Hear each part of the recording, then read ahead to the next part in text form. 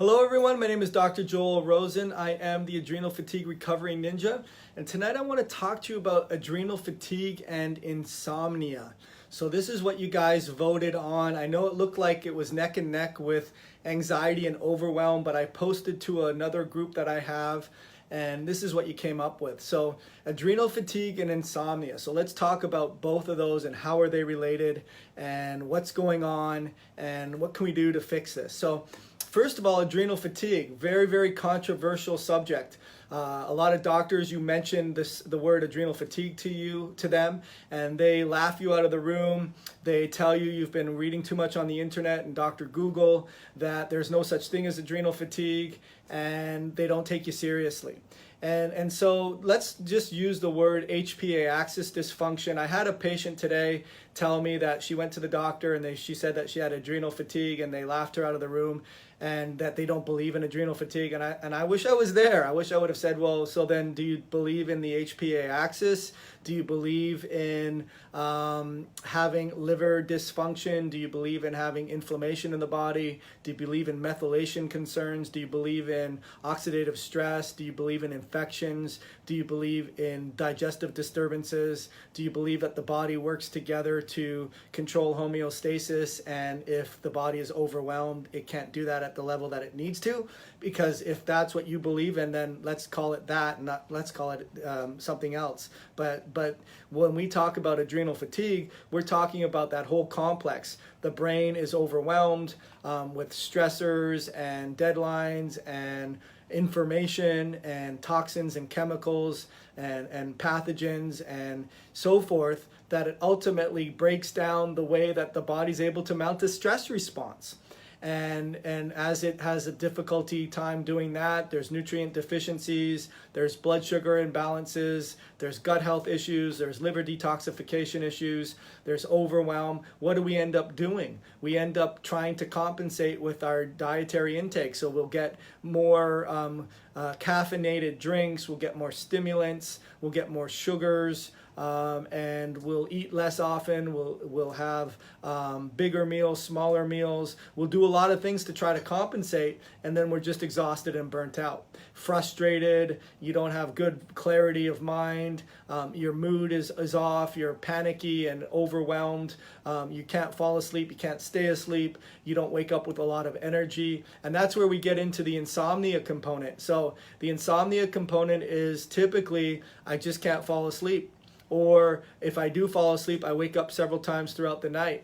Or I have no problems falling asleep, but when I wake up, I'm exhausted and I'm tired. Or all three, I just don't fall asleep right away. I wake up several times throughout the night with my mind racing, in a cold sweat. My clothes are completely damp, and I'm exhausted at the end of the night because I didn't get any sleep, and it feels like I need to sleep another 12 hours. So what's going on there? So what I want to do is I want to talk about some of the things that you're not looking at, that you need to be looking at, because if you don't, you're never going to fix this problem.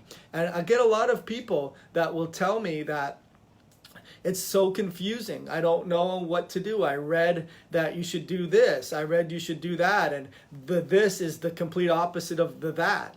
And when you get that and you're being told to do one thing and your doctor tells you to do something else, or you go to another doctor and they tell you to do the exact opposite, which ones do I do? Bottom line is this, is you have to understand how the body works. You have to understand your unique genetic susceptibilities and how that's contributing to it. And you got to understand what's not happening or what's not working at the level that it needs to. And that's why I'm doing this video. So I wanted to talk to you about some of the things first. So let me give you a typical rundown. People will typically have a busy day. Maybe they didn't eat very well throughout the day. Then they come home and they're starving, and they'll have, steak and potatoes. Maybe they have that around 7 o'clock at night, and then they go to bed around 10 o'clock. So they have too big a meal and asking their body too much to digest just before they go to bed. And my guess is this, is that doing that day in, day out, month in, month out, week in, week out, year in, year out, will create huge problems with your ability to digest foods.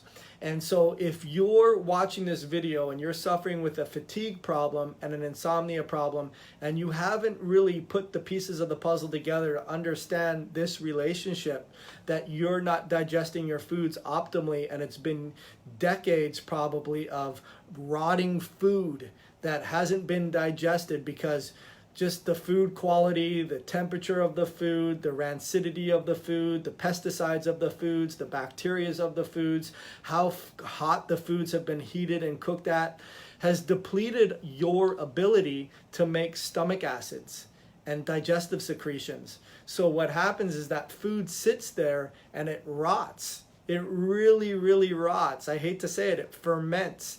And then you try to go to bed, and that liver, which is really active at nighttime, is being hit up with a lot of rancid, fermented, bacteria-laden, parasitic-laden foods that go through the portal vein or the portal artery to the liver, and it creates huge problems.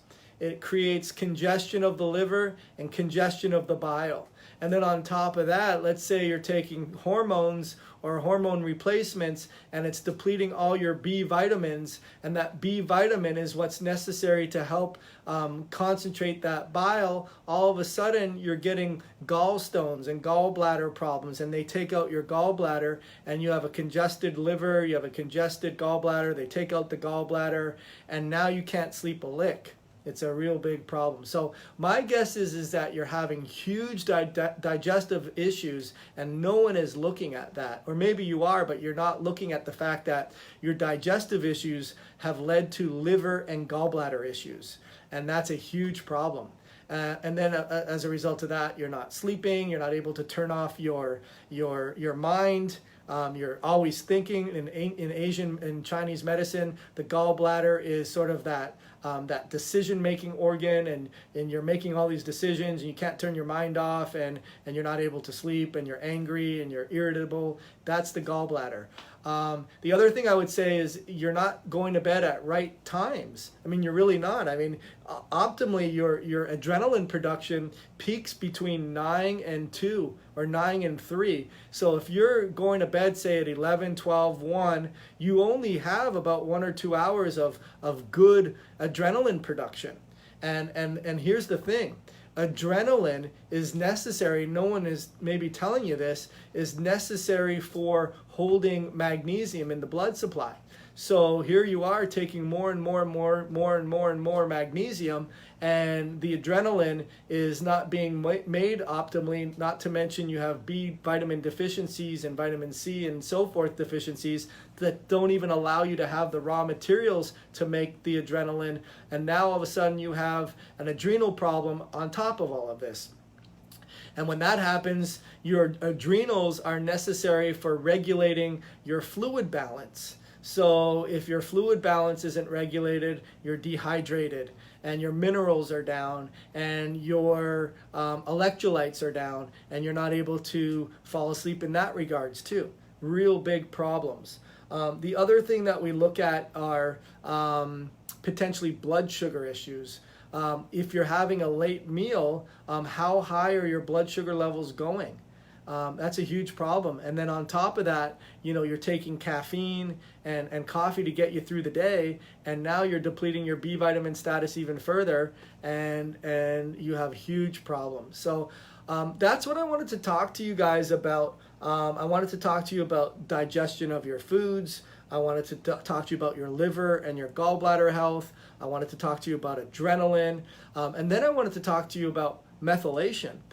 Because if you have some problems with methylating, then potentially you are not able to do a lot of things like make your bile formation. You're not able to make serotonin. You're not able to make and clear out neurotransmitters, and that creates a huge problem as well. Allison, what is a healthy amount of deep sleep a night? It depends. They say it depends on how you're measuring it. I use the Oura ring. It's not on my finger tonight, but typically I can get up to 2 hours of deep sleep, of REM sleep, but really it depends on how you're tracking it.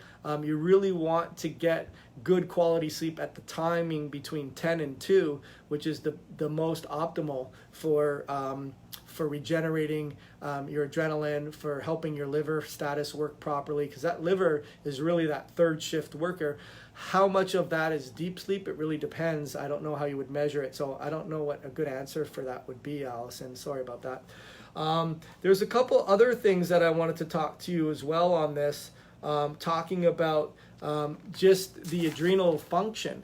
So we talked about the adrenal function is for pH balance, for mineral concentration levels, and when you are taking all these caffeine and so forth, you are peeing and it's a diuretic, and you're losing a lot of your water and your hydration and your minerals, which is causing even a further problem. So that's when you need to look at your adrenals a little bit more in detail, and we look at the urine and we look at the saliva and we look at the blood to get a better idea exactly what's going on there. Also, sleep apnea. Sleep apnea is a huge problem, which typically means that you're getting interruptions of your breath throughout the night repeatedly. What we recommend is the more that person is laying on the back, the more they're going to have the apnea episode. So really you want to try to have that person lay on their side, but I would be really looking at their liver load, their digestion health, and how well they're absorbing their foods. I'd really want to know what their pH levels are at, because obviously the mineral balance is not happening and they're very, very acidic. I'd also want to know that they're not eating their bigger meals at nighttime. They're eating their meals bigger in the day or in the morning time. I'd also want to know what's going on with their B vitamin status and what's up with their methylation. And that's one of the things I want you to try to get out of this video, is understand that you got to put all the puzzle pieces together at the same time. I mean, you really do. You know, and people always ask me, well, what order do you put them in? It's like, well, I put them in all the order. I mean, I think that digesting your food, absorbing your food, balancing your blood sugar, healing the gut, supporting the liver, getting good electrolyte and mineralite balance. You got to do that at the same time. You can't just do it, this, then that. And that's really where the expertise comes in. I'd also look at certain things to help the liver. Coffee enemas can be wonderful. Colostrum could be really, really great. Liquid B vitamins can be really good. Eating foods earlier in the day and not having a big meal just before bed or at dinner time. Those are the big things that I really wanted to talk to you about. So that's all I got for you today. Just a quick little Facebook Live giving you some things to think about. My name's Dr. Joel Rosen. I am the Adrenal Fatigue Recovery Ninja. If you need some help or you want me to troubleshoot with you, is it your gallbladder? Is it your liver? You don't have a gallbladder anymore.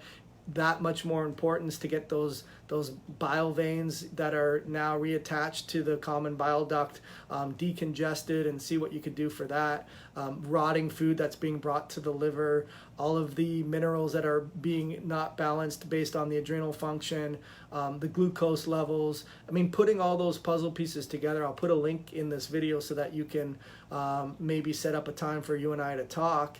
And that's all I got for you guys today. So my name is Dr. Joel Rosen. I am the Adrenal Fatigue Recovery Ninja, and I look forward to ending your adrenal fatigue nightmare. Thank you so much.